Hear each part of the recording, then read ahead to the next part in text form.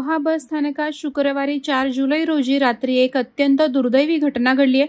यात 65 वर्षीय मनोहर नाखरेकर यांचा जागीच अंत झाला।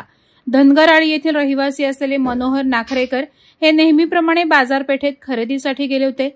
घरी परतत असताना रात्री 8:15च्या सुमारास ही दुर्घटना घडली।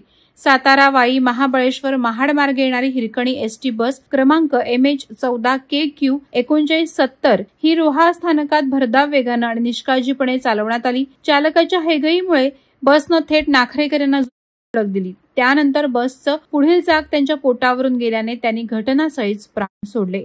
या घटनेची माहिती मिळताच स्थानिक नागरिकांनी बस स्थानकात मोठ्या प्रमाणात गर्दी केली होती। नाखरेकर यांच्या नातेवाईकांनी एसटी महामंडळाला जबाबदार धरत स्थानकात ठिय्या मांडला होता। आम्हाला न्याय मिळायला हवा, आमच्या घरातील व्यक्ती तुमच्या निष्काळजीपणामुळे हरपली आहे, त्यामुळे योग्य ती भरपाई मिळाल्याशिवाय पार्थिव नेणार नाही असा पवित्रा नातेवाईकांनी घेतला होता। मात्र काही वेळातच रोहा पोलीस घटनास्थळी दाखल झाले। पोलिसांच्या मध्यस्थीने परिस्थिती नियंत्रणात आणली। त्यानंतर पुढील कारवाई उपजिल्हा रुग्णालयात करण्यात आली। या प्रकरणी रोहा पोलीस ठाण्यात गुन्हा दाखल करण्यात आलाय। पोलीस उपविभागीय अधिकारी रवींद्र दौडकर आणि निरीक्षक मारुती पाटील यांच्या मार्गदर्शनाखाली पुढील तपास सुरू आहे।